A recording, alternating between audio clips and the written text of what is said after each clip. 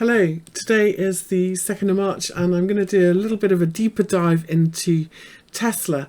And the reason is that at 208 it's reached a really important pivot level, and I'm going to talk about why that level is important. So here's our Tesla monthly chart. Let's zoom out a bit. I've got just a 20 and 50 moving average on, and you can see that we have reached a really important pivot level around here. These previous lows, these previous highs. I'm going to go to monthly closing prices, and that puts us here. So if we do monthly closing prices, because they are important, this was the lowest closed low here, that's at 208.41, and you can see that that's the level that we retested in May last year. Now 208 and around this zone is really important, because if I go from the all-time lows in this stock to the all-time highs, and I'm just going to make sure that I've drawn it correctly here by going from the all-time low, there it is, then we can see that this level that we're at, 207.75, which is basically 208, is the 50% level. And it's incredible how often that 50% of all-time highs to lows becomes a bit of a bull-bear line. I'm going to go down to the weekly chart now, and some people have seen this Tesla chart. It's a little bit messy with a double head, but there were some people who saw this as an inverted head and shoulders pattern.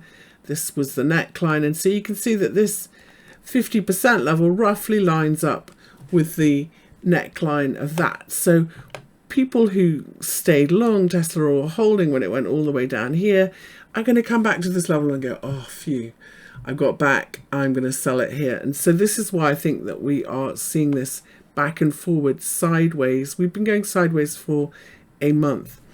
But you know, when we look at a bigger chart of what's going on in stocks, we had this huge relief rally in January, and February has been a sideways consolidation month. So I think that if we can close above 208 on the weekly or the monthly, that we've got a bullish move going on in Tesla. But otherwise, we are at one of those levels where we are vulnerable to a little bit of a pullback to find support before we go higher. Now, I am bullish Tesla. One of the reasons that I'm bullish, let's put a couple more fibs in.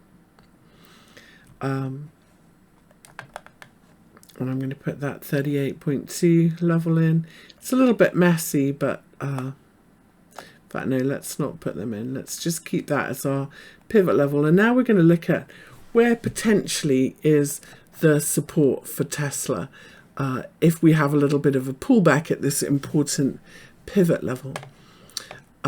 So first off, let's go down to the weekly, and we can see clearly these weekly moving averages. So this previous swing low and this sideways range, I think, are going to be important support.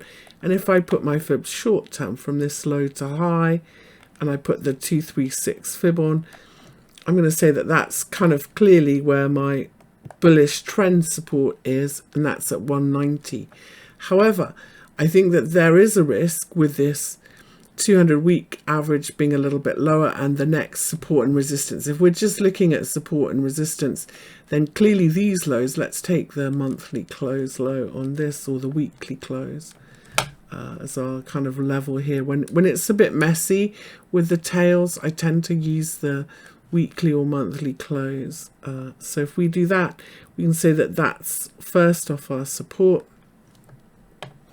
and that if we continue lower, so 190 is first support, and if we break 190, 173, 175, I think, is where my next level is going to be.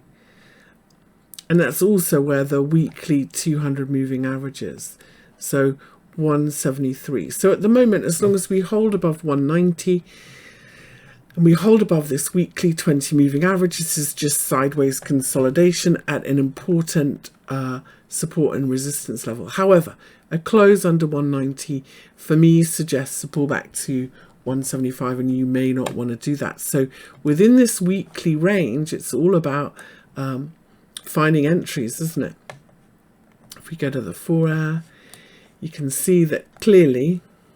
So when I look at corrections, I always look at 3 waves, and I'm always ready for it to be a bigger 3 waves. So at the moment, this looks like 3 waves down and potentially 3 waves up. But now this 3 waves down may be the end of it and we're on our way up again. But I think if this is just a bigger A, B, C, like this, A, B, C, then we're likely to see a pullback to that, you know, potentially this lower level. Potentially we just retest this 190 and we do one of those corrections where this next swing is 61.8 of the first swing. I'm not sure how that's going to end up. Let's look at it like this. So 195 or maybe 185, we creep a little bit lower and bounce back. If we did that, if we came down to here, I would like to see it close back above 190 to be bullish. Otherwise, there is the potential for this sort of 190, 191 level to be resistance. So an important level, important support. And if we break this support, we really do need to be back above it again to be bullish. Otherwise, there is the potential for a bigger pullback to that weekly or daily, potentially this weekly 200 moving average. So yeah, I'm not bearish. This isn't a reversal, but you know, we have important resistance around this level. I'd like to see a bit of a pullback, gather some strength, and then a strong move above this 50% pivot level, and this 200 moving average would be great.